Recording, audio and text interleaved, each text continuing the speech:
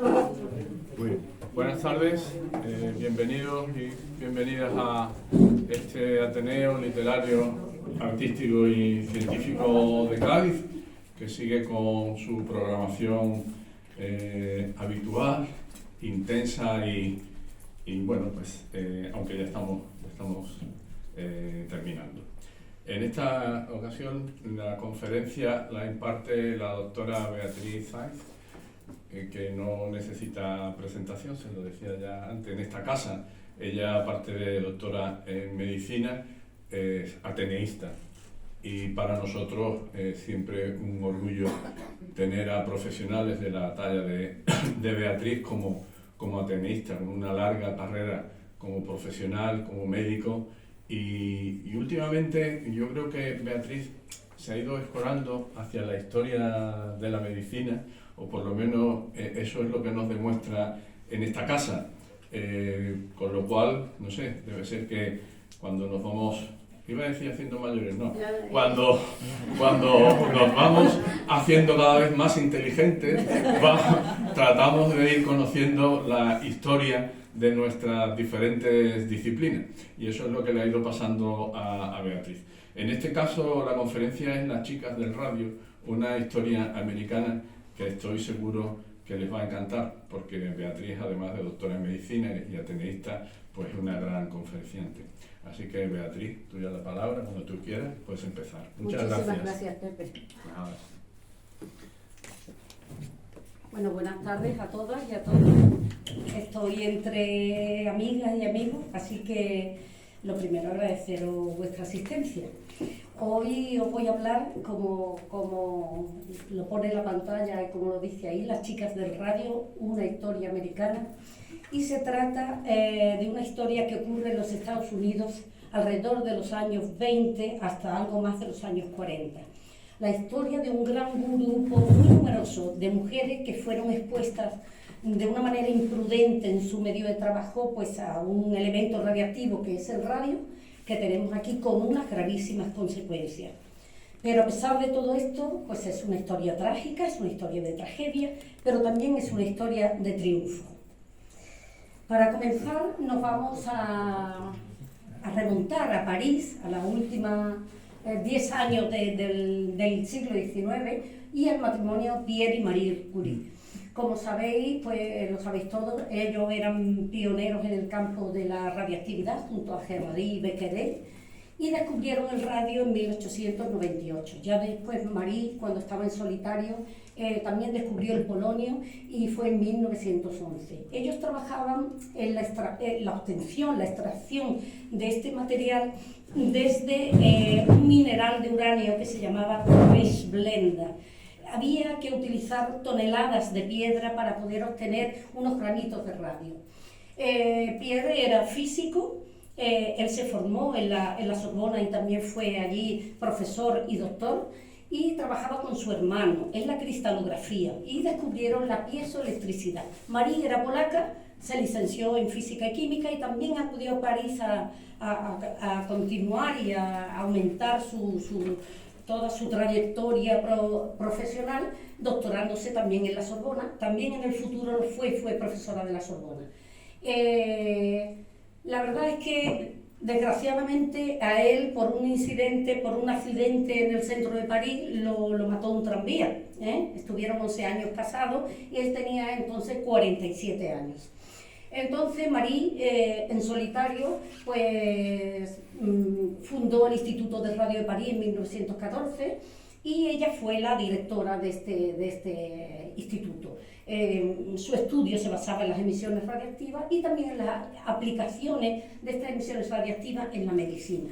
Pierre Curie, Marie Curie, Henri Becquerel recibieron el premio Nobel de Física en 1898 por el descubrimiento del radio, y después ella en solitario recibió el premio Nobel de Química en 1911 por el descubrimiento del polonio, al que puso este nombre por su país natal, Polonia. Es la única mujer y la primera y hasta ahora que tiene 2 premios Nobel. Bien, bueno, la tabla periódica de los elementos la traigo simplemente para recordatorio de cómo los elementos químicos se ordenan en una serie de líneas y de columnas, por una serie de características que no vienen ahora a que yo comente, como carga atómica, propiedades químicas, etc. Sino lo que sí quiero destacar primero, radio y polonio, los dos elementos que el matrimonio Curie descubrieron, y que como el grupo que es la columna normalmente tiene un comportamiento químico, esos elementos muy similares entre sí, y quiero que esto lo recuerden con el calcio y con el estroncio para el futuro de la charla, ¿no? Bien, las propiedades del radio pues eran las emisiones radiactivas. Los Curie estudiaron esto hasta la saciedad, las propiedades que tenía desde el punto de vista fisiológico, químico y luminoso. El radio brillaba también por sí mismo. Y después ellos también clasificaron, según estas emisiones fuesen con carga positiva, los rayos en rayos alfa, si la carga era negativa, rayos zeta y si era neutra, la gamma. En cuanto a las aplicaciones en medicina, también fueron ellos pioneros y observaron cómo el radio atravesaba la materia y podía impresionar una placa fotográfica que estuviese debajo obteniendo una imagen, con lo cual el radio podía utilizarse en el futuro, pues se ha utilizado de muchas maneras para el diagnóstico, para obtener imágenes del cuerpo humano. Y también observaron que destruía los tejidos. Los tejidos, producía quemadura, no te lo podías acercar, producía quemadura que podían ser de distintos grados según donde lo llevara, igual te lo metía en el bolsillo y te aparecía en la cadera, etc. Entonces ellos por ahí tiraron para el estudio del radio, el tratamiento de tumores malignos. El radio se exporta. Con esto quiero decir que en 1902, cerquita de haberse descubierto, los Curie proporcionan una muestra de radio al ingeniero americano William Hammer. William Hammer era un ingeniero electrónico, era un hombre muy inteligente que había trabajado con Thomas Edison, que había descubierto muchas cosas que tampoco os voy a contar ahora, y que fue un importante promotor del radio en los Estados Unidos. Él se lleva una muestra a Estados Unidos y posteriormente pues empieza allí a dar conferencias, escribe libros, inventó la radioluminiscencia utilizándolo y sobre todo habló y después practicó el efecto que el radio tenía contra el cáncer. Entonces con un cirujano llamado Willy Mayer, pues él fue la primera vez que utilizó el radio para tumores malignos en personas, bueno, porque estaban muy avanzados, que ya eran incurables, pero pudieron ver cómo reducía considerablemente el tamaño y mejoraba la calidad de vida o de la poca vida que al enfermo le podía quedar. Ya estamos hablando en 1903, recién iniciado el siglo XX, los periódicos empiezan a escucharse también cosas del radio. El Chicago Daily Tribune escribe sobre el nuevo elemento como el mayor hallazgo de la historia. Parecía que el radio era algo maravilloso, algo beneficioso, y empezaron a usar el radio en multitud de productos. Fabricaron productos con radio por doquier. Había píldoras de radio y supositorios para distintas indicaciones, había pomadas y dentríficos, vendajes de radio, ropa interior, jabones y maquillaje que se llamaba Cho Radio, insecticida que curiosamente ponía inocuos para el hombre, jarras de agua revestidas de radio a la que se le echaba, por ejemplo, 5 litros y se dejaban unas horas y después uno para tener vitalidad y tal, pues había de beberse de 5 a 7 vasos al día, y polvo de radio para que tú también en casa pudieras echarle al agua del grifo, al agua corriente, ¿no? La revista American en el año 1921, porque todo esto fue ya a lo largo de los años, comentó que el radio era una buena opción para un mundo perverso. Los americanos ya sabemos que ellos son muy sensacionalistas en su prensa y entonces todo lo que aquí se va a ver, pues todo va por ese camino. Pero ¿qué pasa? Que también el radio lo utilizaron en Europa. Había píldoras, pastillas de radio en Alemania, una pomada oftálmica francesa, había chocolate holandés de radio, el supositorio de radio que restauraba la potencia sexual, había productos de limpieza, había jabones. Aquí hay una imagen, bueno, una leyenda. Esto no se ve en la pantalla. Bueno, pues señalo que hay una señora con su pelo gris ahí y ponía Radium versus Grey Hair. O sea, Radium versus cana. Si usted no quiere tener cana, usted se toma y se trata con radio. Había casas de baños en los que el agua era radiactiva. Y, curiosamente, me he encontrado también el Vichy catalán, nuestro Vichy catalán. El agua mineral que tenía también radiactividad. Mi opinión es que en este collage, el que lo haya hecho, no lo sé si lo sabe bien, pero cualquier agua mineral tiene una radiactividad propia, natural. No sé si realmente esto indicaba, ponía radioactividad, que le habían echado o no a la botella de Vichy catalán, pues polvo de radio. En Estados Unidos se hizo una auténtica fiebre del radio. El radio se escuchaba por todos sitios, se escuchaba en la radio. Le llamaban el sol líquido.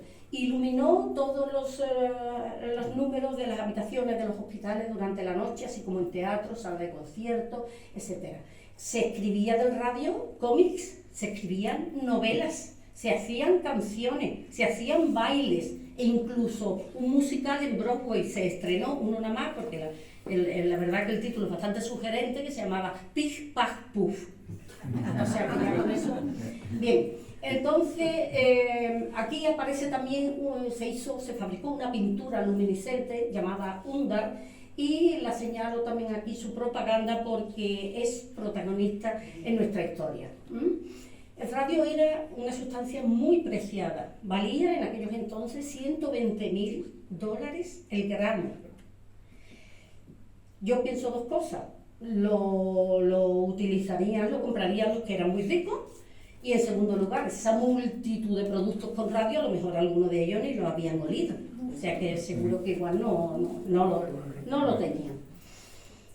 En esta revista que se llama Ciencia Popular Mensual, se pregunta arriba en el titular: ¿el radio restaurará la juventud?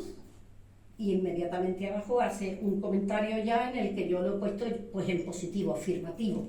El poder de la energía misteriosa para renovar las células desgastadas del cuerpo es reconocido por los médicos. Pues si lo dicen los médicos, esto es buenísimo. Entonces, en todo ese artículo saco estos titulares: devuelve la vitalidad a los mayores, hace jóvenes a los viejos, es la chispa de la vida, el radio es un estimulante, y el agua potable radiactiva, pues, ¿cómo no?, que sale por todos sitios, porque era un aparatito doméstico en el que uno por un tubito echaba el agua del grifo, aparecían ahí rotando unas casulitas a las que se le echaban unas ampollitas de radio, y lo que tú te bebías después pues era agua con radio, era agua radiactiva. Entonces nos centramos un poco en la fabricación de esta pintura, ¿no?, que la vamos a tener presente ahora durante toda la charla. La pintura Undar, se llamaba Undar, el nombre comercial, la inventó el médico Sochowski. Sochowski, aunque tiene nombre polaco, era austriaco, y él era médico y trabajó con los mejores, trabajó con los Curie. Y este hombre perfectamente sabía, porque era una autoridad a nivel mundial, pues los pros y los contras del elemento, lo sabía. Pero él estaba ya en Estados Unidos y cofundó con un tal Willy la empresa United States Radio Corporation en 1917. ¿Qué hacían? Pues pintaban relojes, los numeritos y las manecillas que brillaban en la oscuridad. Hubo después otras compañías, escucharéis muchas veces la Radio Dial Company, y hubo otra más, la Cold Line Manufacturing Company. ¿Qué pasaba con el tubito? Que es muy curioso y por eso lo pongo también. Pone el nombre, Undar, pone la empresa, United States Radio, pero abajo pone Poison, veneno. Entonces, este polvillo que veis ahí, estos restos al final, en el fondo del esto, pues era de un color amarillento, era la mezcla de...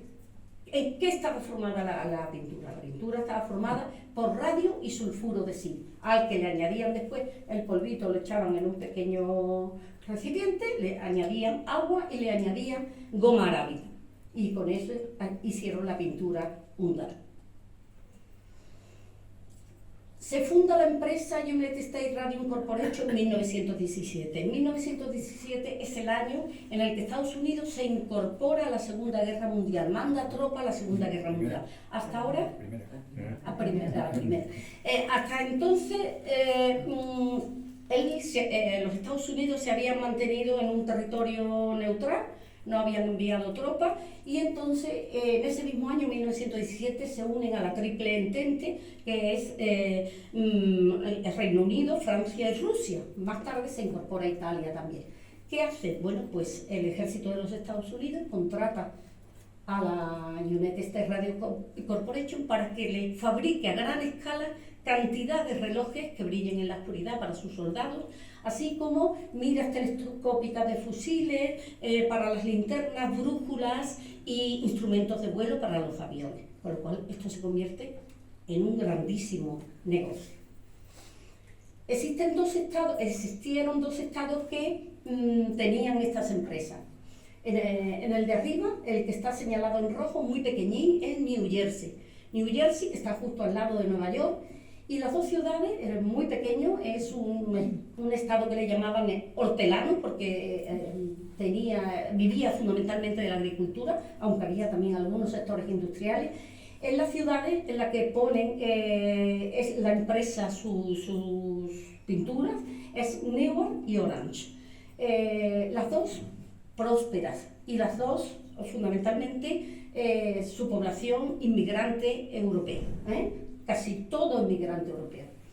Y la otra es Illinois, que la vemos ahí justo al lado de los Grandes Lagos, algo más grande, y la ciudad donde pusieron el Radio Dial Company, la otra empresa, fue en Ottawa, que no tiene nada que ver con la capital federal de Canadá. Bien, pues estas empresas contrataban, como veis aquí, a muchísimas chicas jóvenes, habilidosas, que fuesen capaces de pintar con su pintura numeritos y manecillas que tenían hasta menos de 2 milímetros. Querían a mujeres y casi todo, el 100%, eran mujeres. Hubo también algunos hombres. Ellas se ven muy ordenadas, en un sitio de trabajo, un recinto gigantesco con su bandeja de trabajo y un cubo al lado un cubo de madera donde arriba existe como una especie de bandeja que tienen las esferas de papel que las chicas tienen que pintar. Había anuncios por todas las ciudades, por Newark, por Orange, por Ottawa, en este caso Ottawa, en el que se requería el servicio de varias chicas para un trabajo en el estudio, ubicación y entornos ideales, un trabajo muy limpio y atractivo y bien pagado mientras aprenden. Efectivamente, un espacio estupendo, con unos ventanales amplios, se ven al fondo como árboles, las chicas en unas mesas muy grandes, separadas, sentadas en su silla. Curiosamente ya podemos observar que no llevan ningún tipo de delantal, ni ningún tipo de bata, ni nada de nada. Bien, ¿qué hacían? Pues el objetivo era pintar números y manecillas, como hemos dicho, a gran velocidad. Cuanto más, mejor. El material que le daban, una bandejita de madera, donde llevaba las esferas de papel, que normalmente era una bandeja con 24, pero había chicas que pintaban mucho más rápido y sabían que cuanto más pintaban, más cobraban. Entonces había quien llegaba a hacer hasta 48 esferas en su jornada laboral. Le daban un crisol con la mezcla del radio, sulfuro de zinc, el agua y la goma arábica y un pincel de pelo de camello.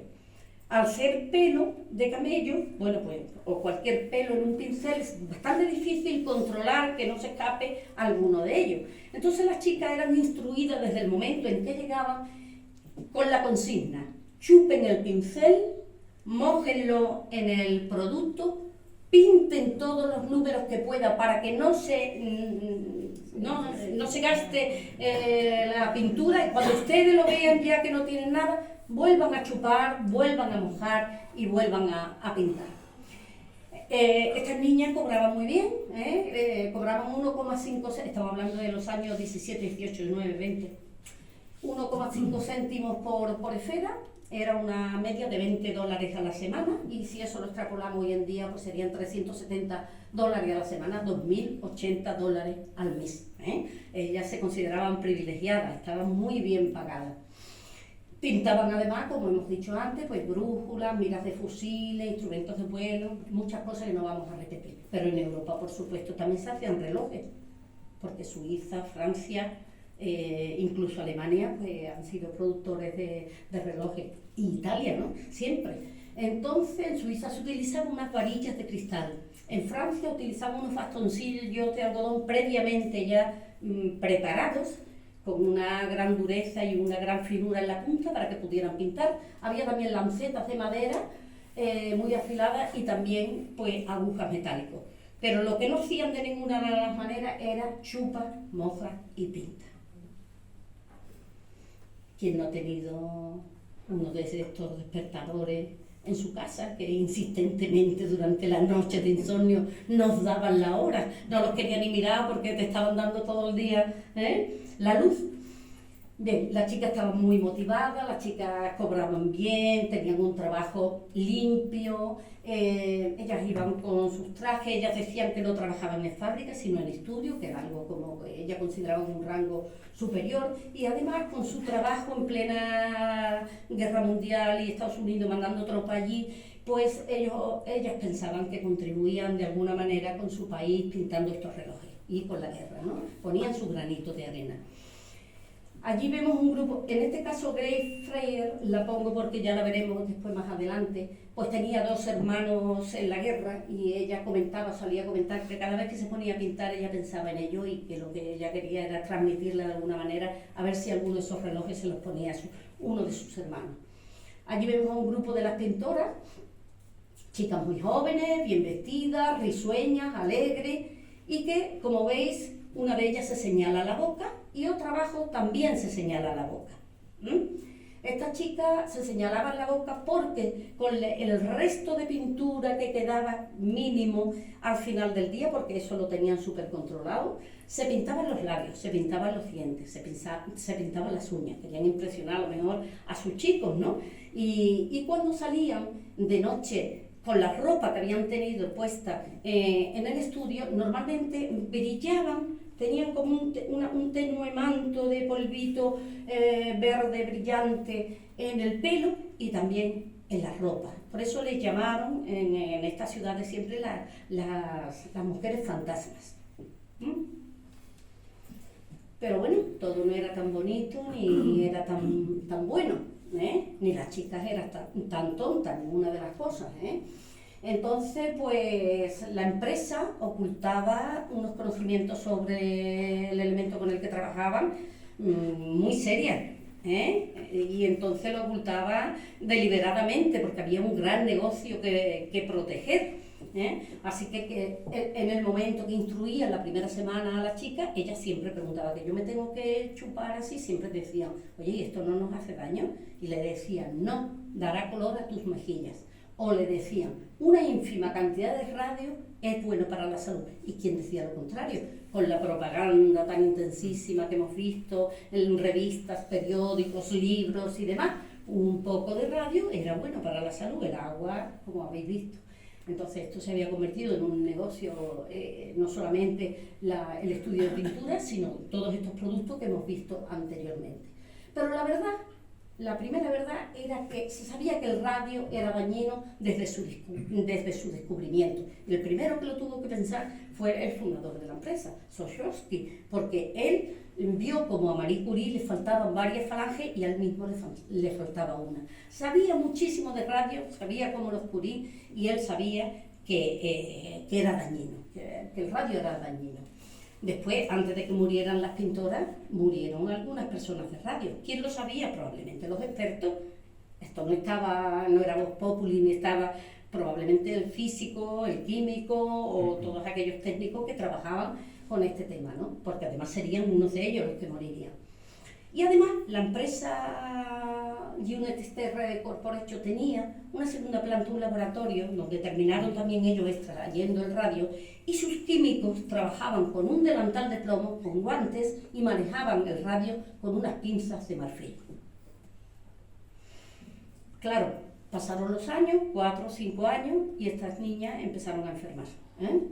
Algunas eran niñas porque tenían 16 años, 17 años, de 16 años para arriba elegían, menos de 30 la gran mayoría.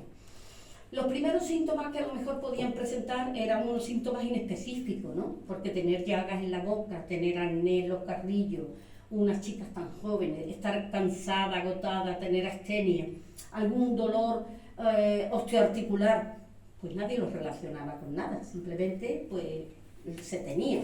Había algunas alteraciones analíticas como era la anemia, que era frecuente en ella, pero claro, una mujer en edad fértil, menstruando, los médicos no le damos importancia a esa anemia, le mandamos hierro y sabemos la mayoría de las veces que si es una mínima anemia se debe a eso.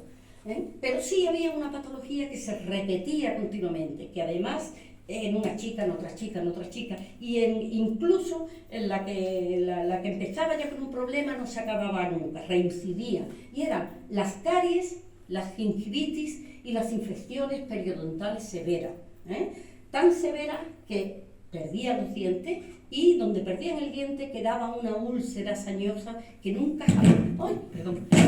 jamás cicatrizaba, jamás. Y hubo enfermedades mucho más graves y más típicas ya del envenenamiento por radio, como fue la necrosis de mandíbula. La necrosis de mandíbula terminaron llamándole la mandíbula del radium, en inglés radium gel.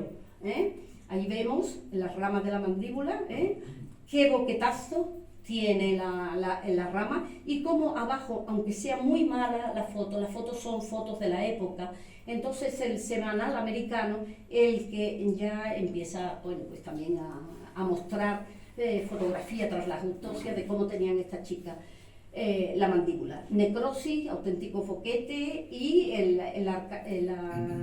lecho ungueal, el lecho dentario, los alveolos dentarios destruidos, habían perdido todos los dientes, y la de abajo todavía es más llamativa.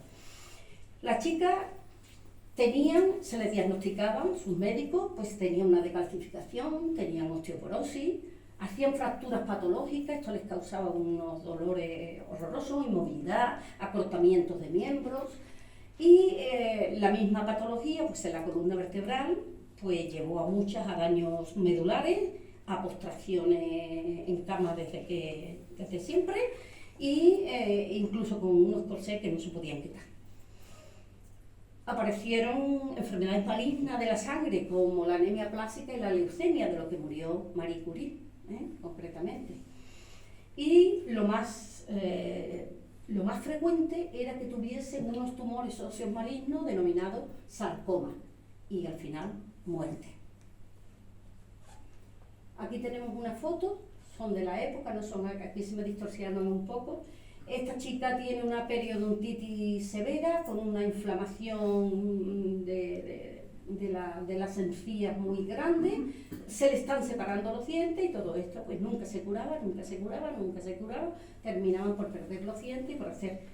Este chico, por ejemplo, que se ha quedado sin mandíbula, se quedaba sin mandíbula porque estos boquetes la fracturaba y se eliminaba hasta por el suelo de la boca, los pedazos. Y se quedaron con esa imagen. Estas dos imágenes tan desagradables, nada más que traigo estas dos para que no eso. Esta es una chica ya fallecida en su lecho de muerte, al que le hacen una foto, tiene un sarcoma de la mandíbula. Y la que yo, pues es una pierna derecha donde se ve claramente una tumoración como una coliflor, que es un sarcoma de rodilla. Los sarcomas óseos en estas chicas fueron muy frecuentes, en las 4 extremidades sobre todo, después también en caderas, en pelvis, pero fundamentalmente en extremidades. Esto terminó pues, con a veces desarticulaciones de miembros completos y amputaciones. Hasta que llegó la primera muerte. La primera muerte fue en 1922. Se llamaba la chiquilla Molly Mayer, tenía 24 años. Ella tuvo una afección dentaria de las que he descrito, pero que no se curaba y no se curaba, lo vieron un montón de dentistas, y uno de ellos dijo que tenía una necrosis mandibular y que probablemente se debía a un envenenamiento por fósforo. Se le diagnosticó de una fosfonecrosis de mandíbula, Pero claro, ella insistía que ella creía que no se manipulaba nada de eso. Lo cierto es que la mandíbula de esta chica se destruyó y su dentista cada vez que iba o tenía que ir a menudo le extirpaba un pedazo por el suelo de la boca. Todo ello llevó a una infección terrible de los tejidos blandos de la cara, también de los huesos de la cara, el maxilar superior, el paladar, hasta los huesos del oído y también hacia el cuello, afectando al paquete vascular tan importante que tenemos en el cuello, carótida y yugular, ¿no? Parece que rompe yugular la infección esa, la oraba, y entonces tiene una hemorragia, falleciendo la pobre en su casa con una hemorragia incoercible. ¿Qué pasó además? Que no hubo un diagnóstico real. Le pusieron en el certificado de defunción que tenía una enfermedad de transmisión sexual, una sífilis. Es verdad que a esta chica se le habían hecho pruebas de sífilis inicialmente, cuando los estudios, porque llevaba más de un año a chorro muriéndose por una infección en la boca.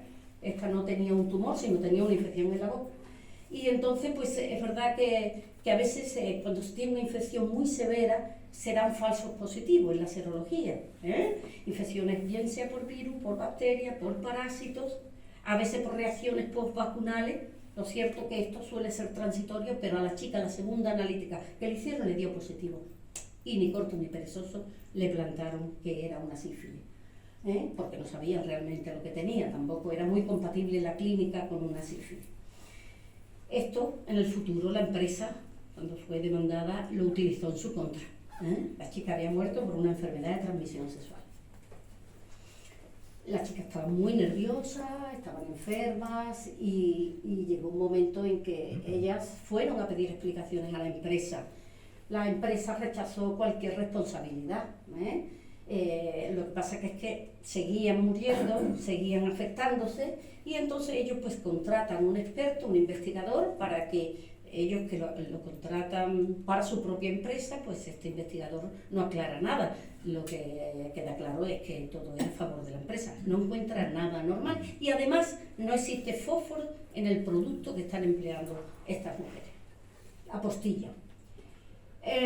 Al final, el inspector Roche, en un estudio independiente que hace la División de Seguridad Industrial, pues le llega una muestra así, un poco por vagini, al químico Esamatolsky. Y estos señores ya relacionan las muertes de estas mujeres con el radio. El Departamento de Trabajo, que también investigó el caso, pues no encontró nada anormal en la empresa, puesto que le dieron informes de lo que quisieron, lo llevaron por donde le quisieron, entre ellos a la inspectora Lilian Erskine, que al final dice que había sido una coincidencia, que las chicas estén malas y que sean trabajadoras de la empresa es una pura coincidencia, con lo cual más leña al fuego. Las mujeres las acusan de rentistas, lo que quieren es cobrar las facturas médicas. Bien, entonces estas mujeres lo tenían francamente difícil, estaban enfermas, nadie sabía realmente, los médicos no sabían qué le estaba pasando, y tampoco tenían una causa para poder demandar con cierta seguridad de poder ganar la causa, una causa que pudieran decir, es por esto y es por mi trabajo y es por esta empresa. Entonces, allí se lavaba todo el mundo las manos, los médicos no sabían qué pasaba. Los dentistas no sabían, pero los dentistas que tuvieron que ver muchísimas veces a estas niñas, Davison, Barry, pongo sus nombres porque el primero fue el que apuntó la posibilidad de una fosfonecrosis y un envenenamiento por fósforo. Eso se ha escrito mucho sobre ello también.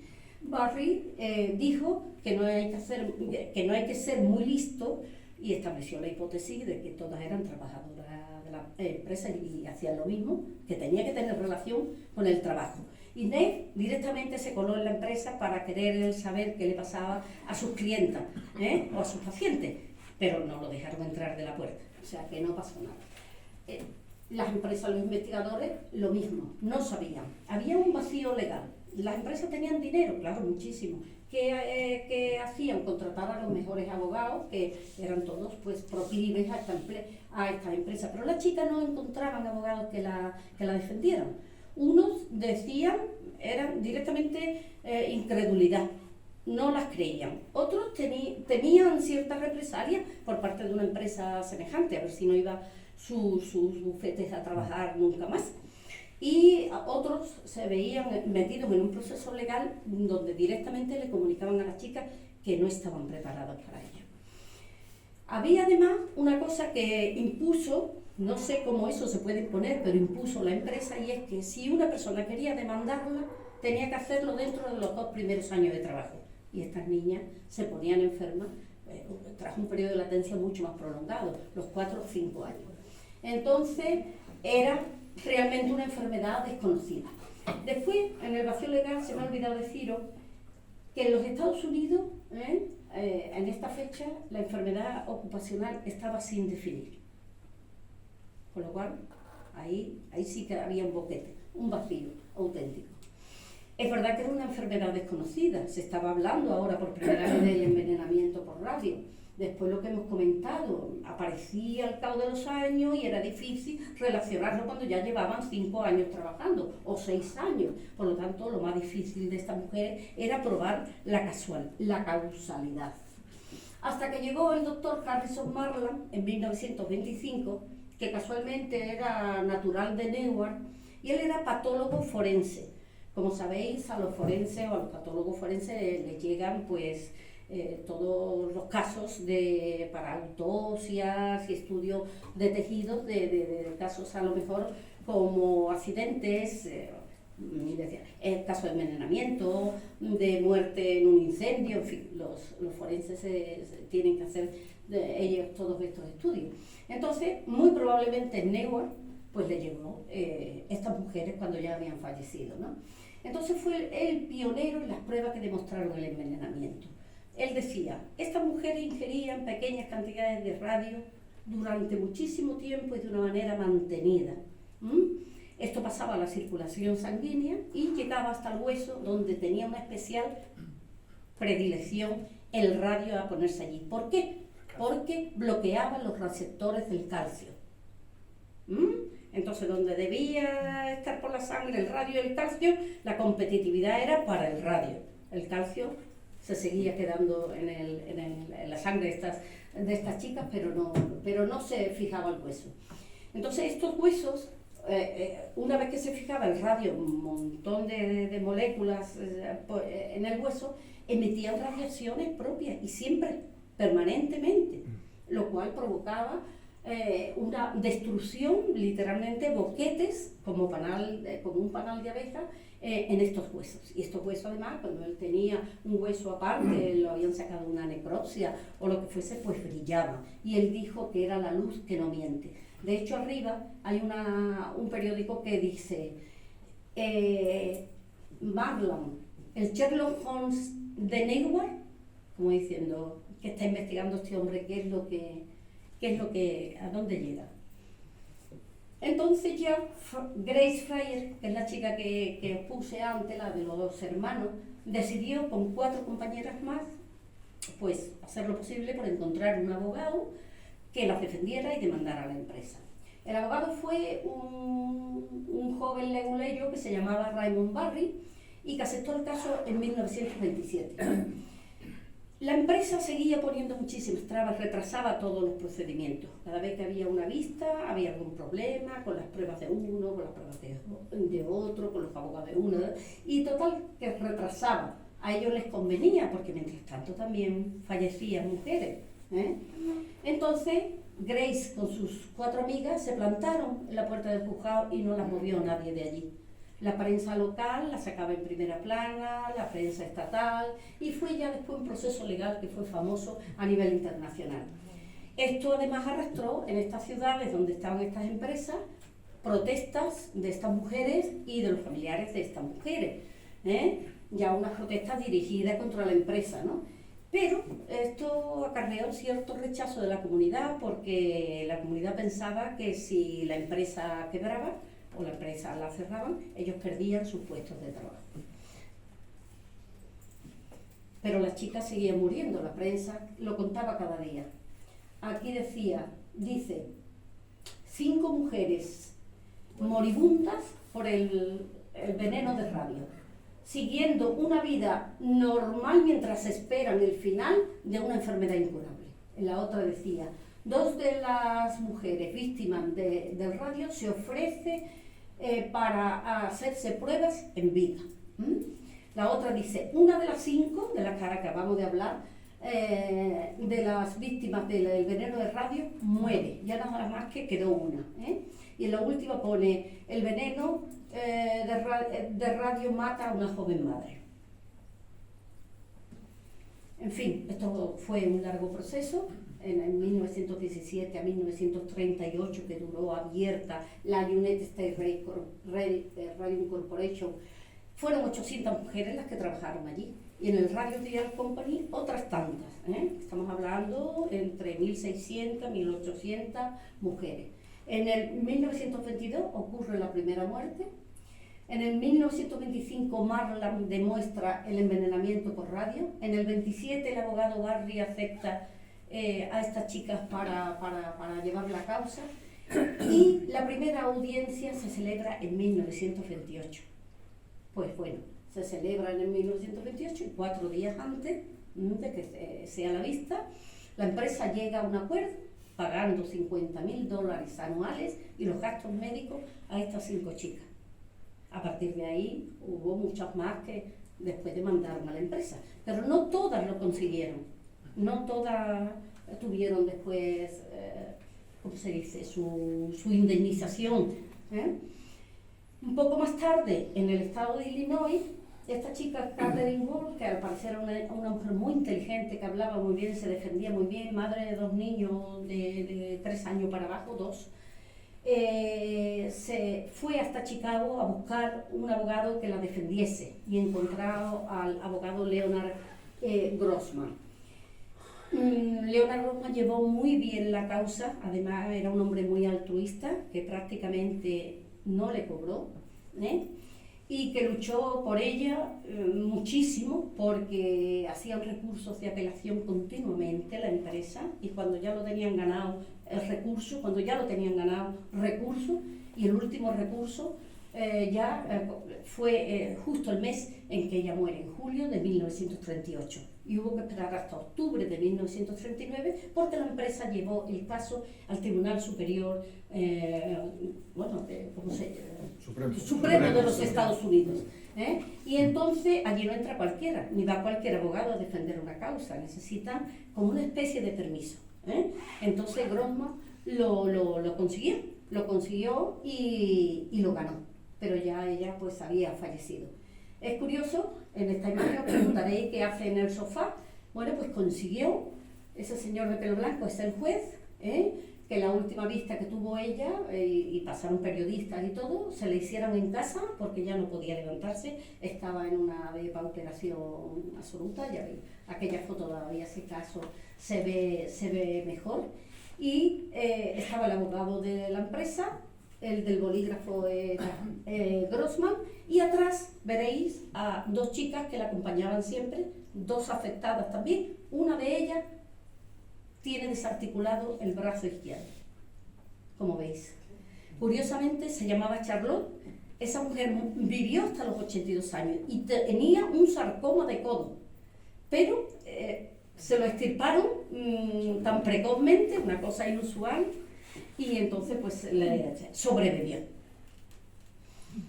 Bien, pues como dije al principio, es una historia de tragedia, pero es una historia también de triunfo. La empresa fue declarada responsable y esto fue pionero en los Estados Unidos, ¿no? Porque a partir de aquí se crearon una serie de normas y leyes que protegían al trabajador y que salvaron muchas vidas. Y se fundó un organismo muy importante que es las siglas inglesas OSHA, que significa Occupational Safety Health Administration, Administración de Seguridad y Salud Ocupacional, en las que se encargaban de garantizar ciertas condiciones de seguridad en el medio laboral para los trabajadores. Y esto no lo consiguió solo el estado de New Jersey o el estado de Illinois, lo consiguieron todos los estados norteamericanos. Pasaron de tener 14.000 fallecidos anuales a causa del trabajo a 4.500. Estas chicas del radio, pues ahí pongo que dejaron un legado inestimable para la ciencia. Primero, porque en ellas se descubrió una nueva enfermedad, que era el envenenamiento por radio, y cómo se describió, y qué patología tenía, etcétera. En segundo lugar, ellas colaboraron siempre muchísimo a hacerse todo tipo de pruebas. Como nadie nunca les hizo caso ni nadie las curaba de nada, pues ellas siempre esperanzadas se dejaban hacer de todo. Y en tercer lugar, una gran mayoría de ellas donaron su cuerpo a la ciencia para que después de muertas pudieran estudiarse. Desgraciadamente no existe un registro sobre el número de muertes. Primero porque las diagnosticaron de enfermedades que no eran reales, múltiples enfermedades. Y en segundo lugar, hay muchas que se perdieron la pista, que no se le hizo un seguimiento para saber si terminaban falleciendo o no y de qué.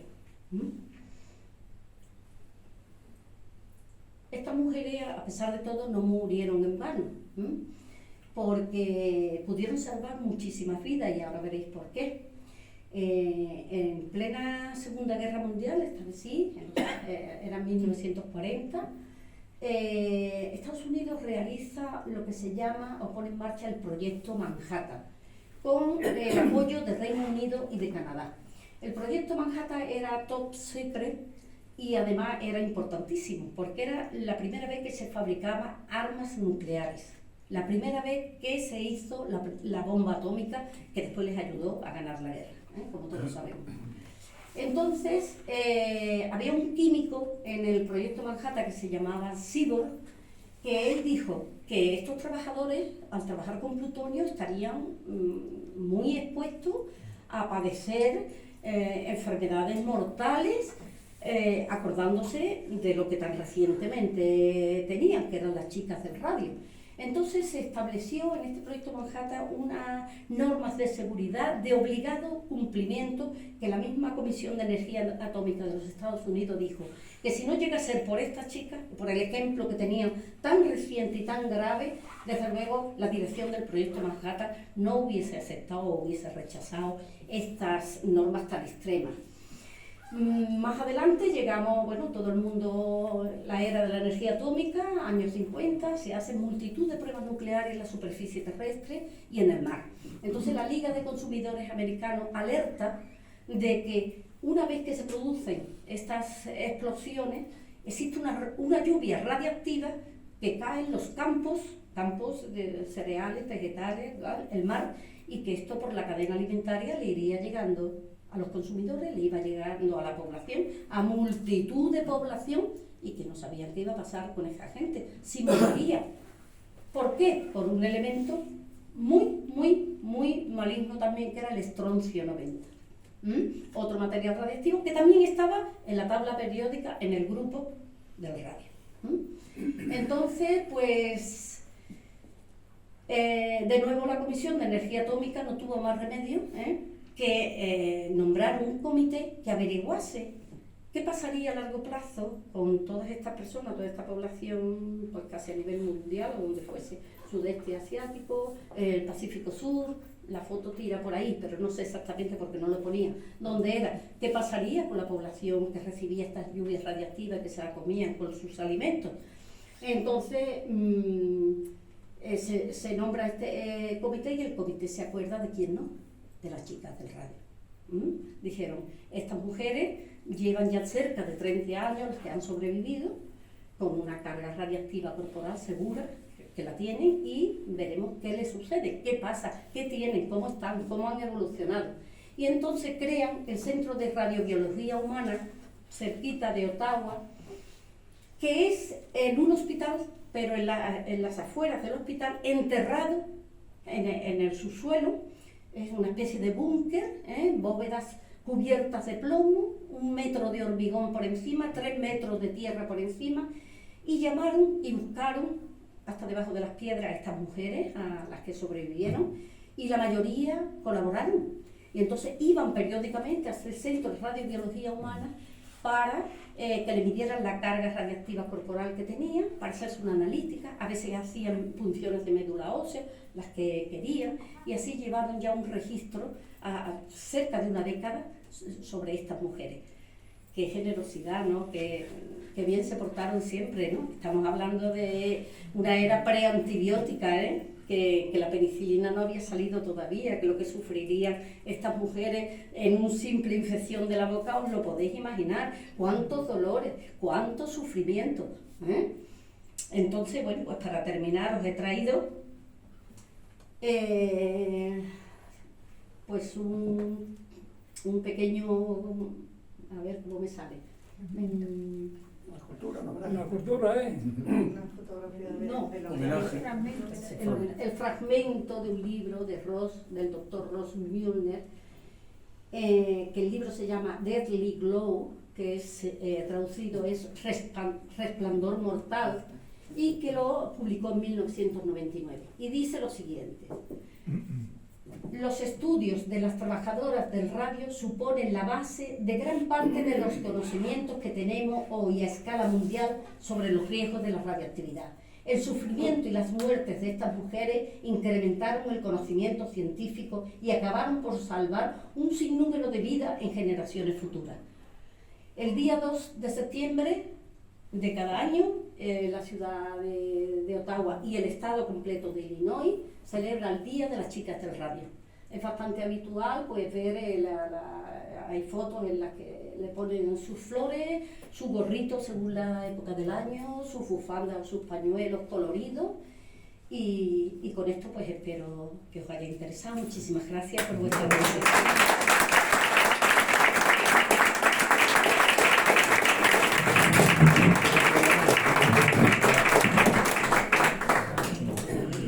Bueno, pues muchas gracias, Beatriz, por esta magnífica conferencia tan ilustrativa de un pasaje de la historia de la ciencia, de la historia de la medicina, y que no es el único, que se ha repetido en muchas ocasiones, ¿no?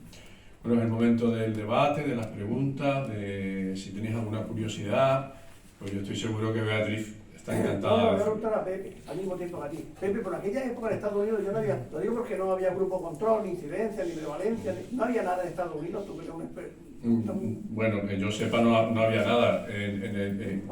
Date cuenta que hasta la década de los 50 no es cuando Bradford Hill empieza con los estudios de seguimiento, los estudios de caso control y con el primer ensayo clínico para el tratamiento de la tuberculosis con estreptomicina. Estamos hablando de finales de los 40, principios de los 50.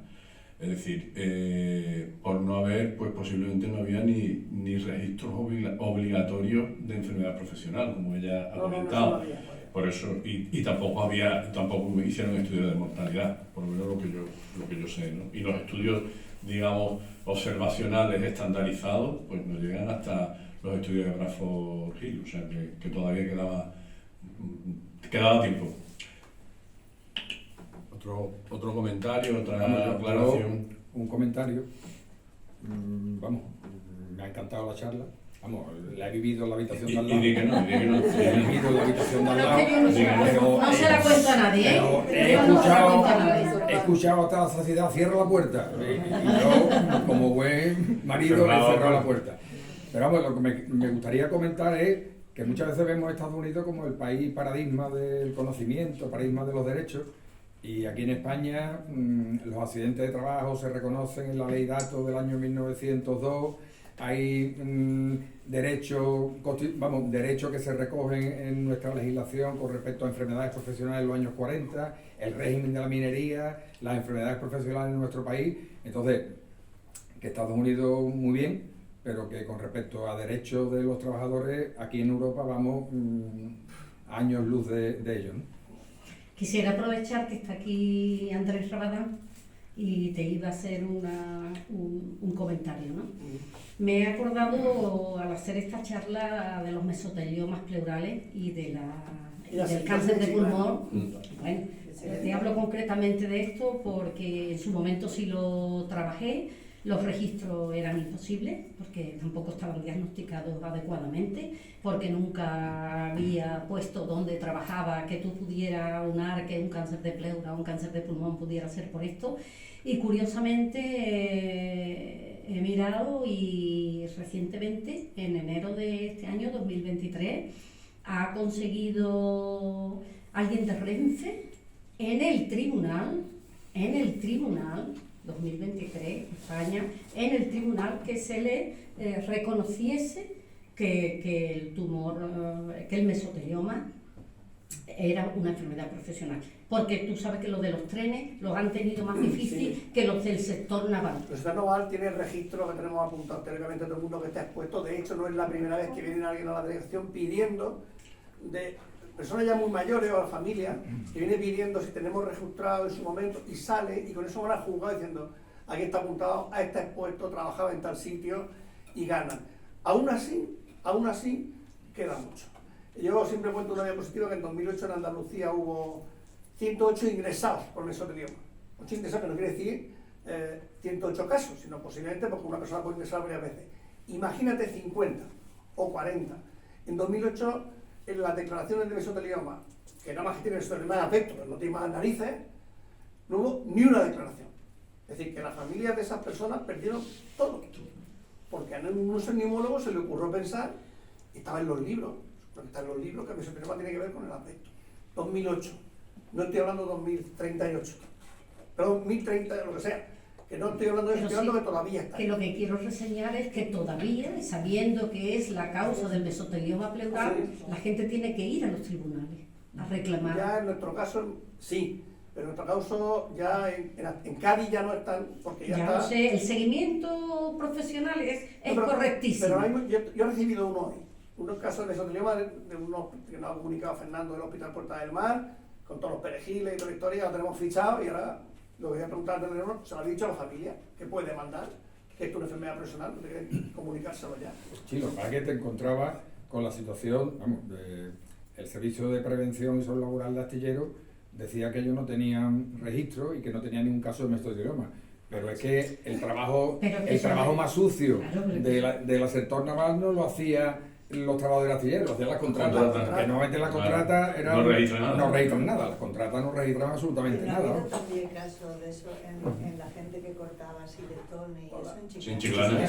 Sí, en Chiclana. Eso es... Eso es la silicosis. Esa no Una es... fibrosis pulmonares mortales.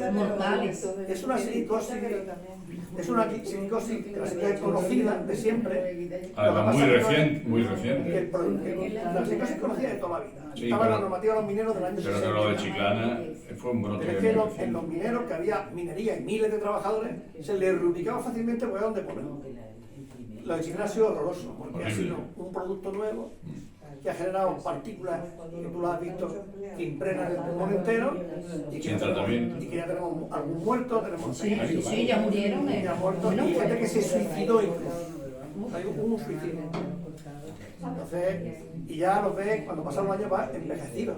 Están ya. Y aparte con un hándicap, y es que normalmente eran familias que trabajaban en el corte. Sí, Entonces sí, tenían afectados primos, hermanos, O sea, padres. el suicidio de un caso fue necesario, que se había afectado él y la familia, demandado, penalizado, y al final dijeron, me mataban por culo y con 50 y pico años se suicida. Ha sido muy duro. Y ahora son todos los 100 y pico trabajadores los que están en ensayo clínico con Antonio León para que le haga todas las pruebas del mundo. Claro, le está haciendo de todo en cuanta gente. Fue muy duro. Y hombre, lo del radio, el destrozo es sobre todo en los huesos, pero eran chicas muy jóvenes. La cuestión de la maternidad, ¿tenía muchos abortos? Eso no está registrado, ¿no? No, pero sí hay una cosa que me gustaría reseñar. No, lo de los abortos no tenían abortos, se quedaban embarazadas. Qué curioso, pero ¿qué pasa? Que estos niños no tenían una supervivencia muy grande. Normalmente morían jóvenes y morían de cáncer. Claro. Hubo incluso el caso de una hermana de una de las trabajadoras que murió, que siempre dormía con ella, era una cama que compartían las dos, y las radiaciones las afectó y murió también la hermana. Hay casos, son increíbles, porque además nombres y apellidos, nombres y apellidos. Lo que es verdad, a colación del principio de lo que tú decías, además, que lo que no hay son artículos científicos donde poder echarle un vistazo, que pensaban, que decían los expertos, los médicos, los patólogos de aquella época, que decían, pues no decían nada, no tenían ni idea, porque es que no sabían que existía esta enfermedad. Si no llega a ser porque las chicas se hartan de chupar. Es más, algunas, cuando las instruían, les decían, uy, pero es que tiene una textura gomosa y arenosa que se me mete entre los dientes, que es muy difícil después que yo me los pueda quitar.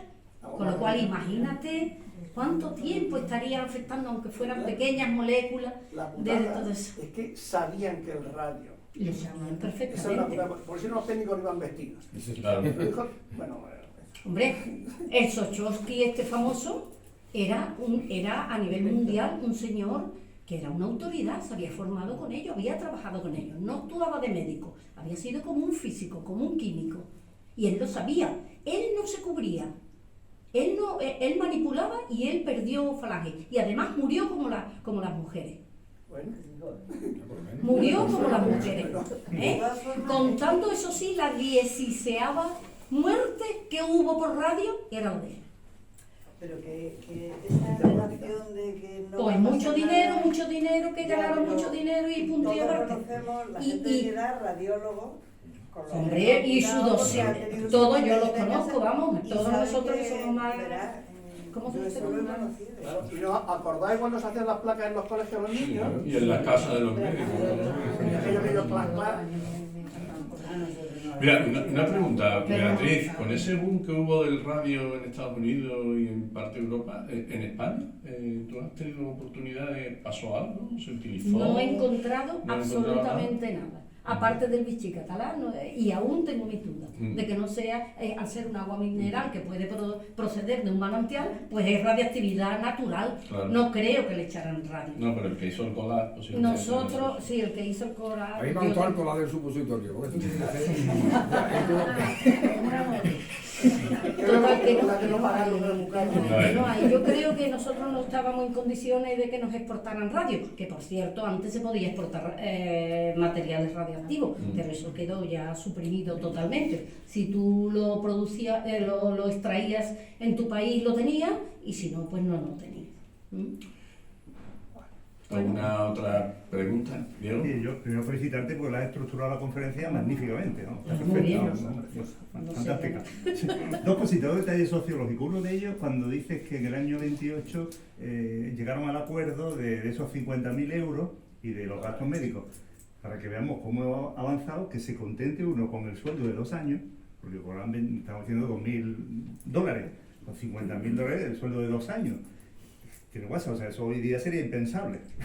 Un acuerdo de ese tipo. Vamos a pensar que estamos en los Estados Unidos donde no hay cobertura Eso también, sanitaria. otra cultura y otra Aquí no época. hay cobertura claro. sanitaria. Por Estas eso- mujeres, la mayoría tenían hipotecadas sus casas. Y las casas de sus padres, porque eran mujeres muy jóvenes, las tenían que ver médicos y dentistas, y las veían los médicos y dentistas si tú pagas. Si tú no pagas, no te ven. Claro. Sí, sí. Sí, porque la indemnización incluía los gastos médicos. Claro. Y eso era fundamental para ellas, porque Claro. ellas estaban enfermas, iban a necesitar mucho. Entonces incluía Gastos médicos, claro. no incluía, era parte. Sí, aparte. Sí, sí. 50 más. Eso para ellas era muy importante, porque es que no tenían dinero. Ese sueldo Estaban de $2.000 al mes en esa época, eso tenía que ser una brutalidad. Es una barbaridad. ocupaban el ranking de mejor pagadas, mujeres mejor pagadas, las quintas del país en su categoría. ¿Y qué era su categoría? Trabajar en una fábrica que decía que era un estudio. Entonces ocupaban el quinto, era una barbaridad. $2.000 al mes, entonces, si $2.000 ahora al mes se da Era equivalente. Era el equivalente. No eran $2.000. Me perdió la parte. No, porque he dicho, si lo extrapolamos a hoy día, pues serían 2.000, si no estarían millonarios, los pobres hubieran ido a todos los médicos. Pues nada. Muy bien, ¿alguna otra pregunta, otro comentario? Pues nada, Beatriz, muchas gracias. Muchas gracias. Me ha encantado.